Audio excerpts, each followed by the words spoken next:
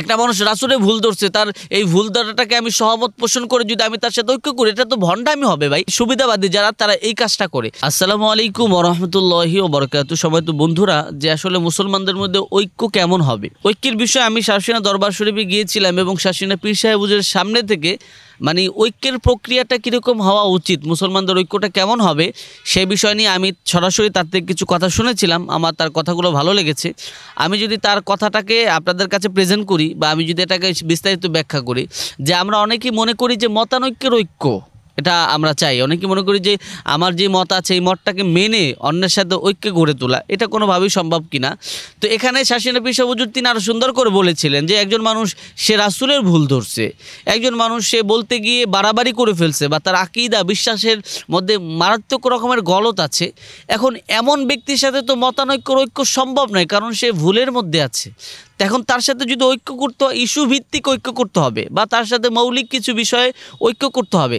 কিন্তু তার মানে এই নয় যে সে যেই ভুলগুলা বলে বা ভুল করে একজন মানুষ, তার সাথে আমি ঐক্য করলে সেই সব বিষয়গুলো আমি বলবো না বা সেই সব বিষয়ে আমি চুপ থাকবো, বিষয়টা কিন্তু এরকম নয়। যিনি ভুল করবে ভুলটা তাকে ধরায় দেওয়া, এবং বাংলাদেশের যে পরিস্থিতি, যে আমরা যদি কারো ভুল ধরায় দিই তার সাথে মোটামুটি একটা ঐক্য নষ্ট হয় বা দেখা যায় যে পরিস্থিতি একটু ঘোলাটে হয়। তো সেক্ষেত্রে মানে ঐক্য হতে হবে ইস্যু ভিত্তিক ঐক্য। শাসিনা পীর সাহেব যে বিষয়টা বলেছে, এবং আমি এটা নিয়ে খুব পরিমাণ চিন্তা ভাবনা করেছি, আসলে ইস্যু ভিত্তিক ঐক্য হলে এটা সৌন্দর্য কতটুকু হবে বা মানে মতানৈক্যর ঐক্যটা কেমন হবে। তো আমি যেটা দেখলাম যে বাংলাদেশে আমরা যারা বলি যে ঐক্যের কথা বলি, আমাদের মধ্যে কোনোভাবেই মতানৈক্যের ঐক্য সম্ভব নয়। কারণ আমরা যেটা মানি সেটা আমরা মানি, যে যেটা বিশ্বাস করে সে সেটা বিশ্বাস করে। এখন ওটা থেকে তাকে ফিরানো যাবে না। এখন আমি যদি সত্যের পথে থাকি, আমার বিশ্বাসটা যদি সত্য হয়, আকীদা যদি সত্য হয়, আমি তো আরেকজন ভুল আকীদার মানুষের সাথে তার মতানৈক্য মেনে তার সাথে তো আমি ঐক্য করতে পারবো না, কারণ এটা তো কোনোভাবেই সম্ভব নয়। এবং অন্যের সাথে মানে তাল মিলিয়ে একটা মানুষ রাসূলের ভুল ধরছে, তার এই ভুল ধরাটাকে আমি সহমত পোষণ করে যদি আমি তার সাথে ঐক্য করি, এটা তো ভণ্ডামি হবে ভাই। আমি যদি আমার আকীদা বিশ্বাসে আমি যদি একমত থাকি, আমি কোনোভাবেই ভিন্ন যে বদ আকীদা আছে তার সাথে তো আমি মানে মতানৈক্যর ঐক্য করতে পারবো না। আমি তার সাথে ইস্যু ভিত্তিক ঐক্য করতে পারবো। যখন বাংলাদেশে এখন ইসকনের বিরুদ্ধে মুসলমানরা ঐক্যবদ্ধ হয়েছে, কাদিয়ানীদের বিরুদ্ধে আমরা মুসলমানরা সকলেই কালেমাওয়ালা মুসলমানরা ঐক্যবদ্ধ হব, এটা ইস্যু ভিত্তিক ঐক্য। এবং বাংলাদেশে ইস্যু ভিত্তিক ঐক্যগুলা সম্ভব, এবং মতানৈক্যের যে ঐক্যটা এটা কোনোভাবেই সম্ভব নয়। কারণ একজন আরেকজনের মত মেনে ঐক্য গড়বে, তাকে মেনে নিবে, এটা কোনোভাবেই বাংলাদেশের পরিস্থিতিতে এই সুযোগটা নাই। এবং মতানৈক্যর ঐক্যটা হওয়া মানে যে মানে দিনই বিষয়গুলো আসলে দিনে দিনে হাইড হয়ে যাওয়া। যেমন আমরা বিভিন্ন বিষয় তারাবির নামাজ 20 রাকাত পড়ি, 8 রাকাত পড়ি, এখন এটা নিয়ে আমাদের মধ্যে আলোচনা পর্যালোচনা হয়। এখন যদি মতানৈক্যের ঐক্য গড়ে তুলি আমরা, যে 20 রাকাত পরে তার 20 রাকাত নিয়ে আমি কিছু বলবো না, 8 রাকাত নিয়ে কিছু বলবো না, তাহলে দেখা যাবে যে আমাদের মধ্যে আলোচনা পর্যালোচনাটা হচ্ছে না। আলোচনা পর্যালোচনাটা যত বেশি আমাদের মধ্যে হবে, তত আমাদের ভুলগুলো সংশোধন হবে। এই জায়গাটা আমাদের ঠিক রাখতে হবে।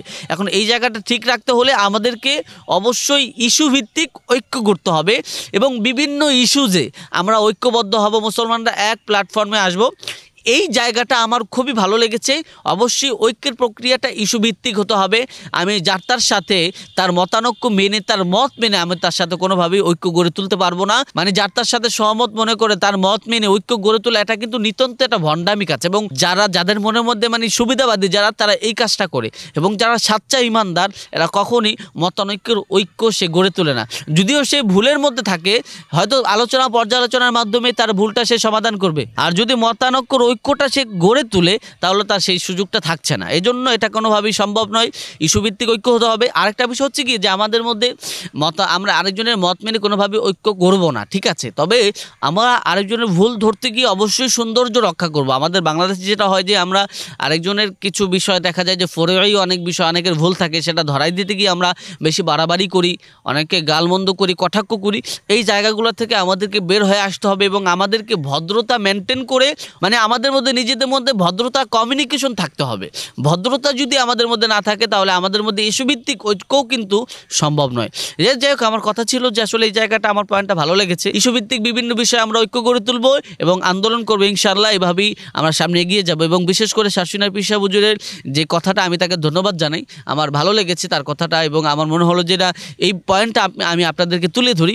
এই কারণেই আজকে আসলে এই ভিডিওটা বানানো এবং দেখলাম যে এটা নিয়ে মোটামুটি একটা সমালোচনাও হচ্ছে। তো আমার কাছে মনে হলো যে না, মতানৈক্যর ঐক্য কোনোভাবেই সম্ভব নয়, ঐক্য হতে হবে ইস্যুভিত্তিক।